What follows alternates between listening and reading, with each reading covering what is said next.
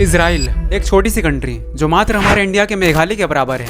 आखिर ईरान को इतने छोटे से देश से दुश्मनी क्या है? एक ऐसा भी टाइम था जब ये दोनों कंट्रीज ऑयल एंड वेपन्स का आपस में ट्रेड किया करते थे, लेकिन आज सिचुएशंस इतनी बड़ी वॉर में कैसे बदल गई? सो सारे फैक्ट्स को क्लियर करते हुए जानेंगे इजराइल और ईरान आखिरकार इतने बड़े दुश्मन कैसे बन गए। सो दोस्तों, वो दौर था वर्ल्ड वॉर 1, जहां Germany, Hungary, Austria, Ottoman empire and Bulgaria जैसी कंट्रीज एक साइड थी एंड वहीं दूसरी side Italy, France, Britain, Russia and America जैसी कंट्रीज थी।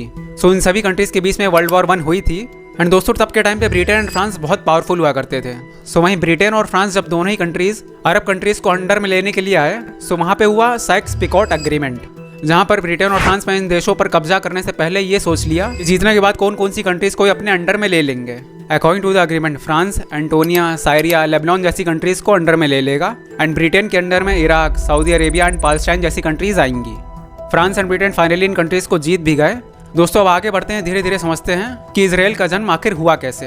दोस्तों वर्ल्ड वॉर 1 में जर्मनी, हंगरी, ऑस्ट्रिया जैसी कंट्रीज हैं, फ्रांस, ब्रिटेन और अमेरिका से हार गई थी। इसमें यह हुआ कि जर्मनी में जो ज्यूज रह रहे हैं उनकी बाकी जर्मन से मतलब बनती नहीं थी, उनको एक खुद की कंट्री चाहिए थी। यहाँ पे ब्रिटेन ने जो ज्यूज रह रहे हैं उन लोग को लालच दी कि इन सभी ज्यूज को एक कंट्री दे दी जाएगी according to 1917 Balfour agreement. And Balfour agreement के हिसाब से जितने भी ज्यूज हैं वर्ल्ड में आएंगे और पालस्टाइन में अपनी कॉलोनीज बसा लेंगे। सो यहाँ पर अब हुआ क्या, जर्मनी में से एंड पूरे वर्ल्ड में से 35,000 ज्यूज आके पालस्टाइन में बस गए। यहाँ पे धीरे धीरे हुआ क्या कि ज्यूज ने अपने खुद की आर्मी बना ली जिसका नाम था आयरन वॉल।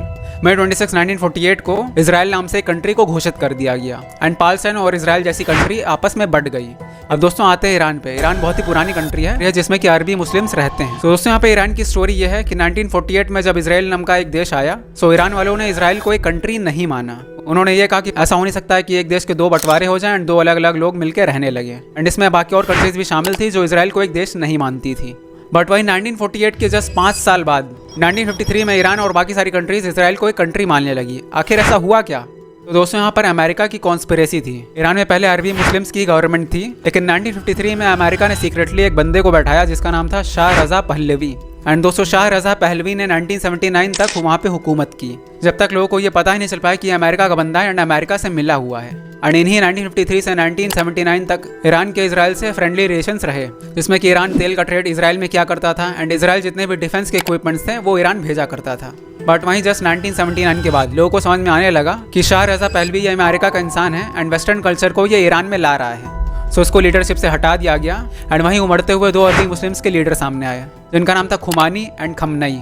एंड 1979 के बाद से इन दोनों के पास ईरान की लीडरशिप आ गई, जो कि अब यहाँ पे हुआ ये कि ईरान में अरबी मुस्लिम वाला कल्चर फिर से वापस लौट के आ गया, जैसे कि बुरखा पहनना, एजुकेशन पे ज़्यादा फ्रीडम नहीं रहेगी, जो कि पहले ऐसा नहीं था। एंड यहाँ पे अब जाके 1979 में ईरान ने यह कहा कि इजराइल को हम देश नहीं मानते एंड जितना भी इम्पोर्ट एक्सपोर्ट का काम हो रहा था वो सब बंद हो गया।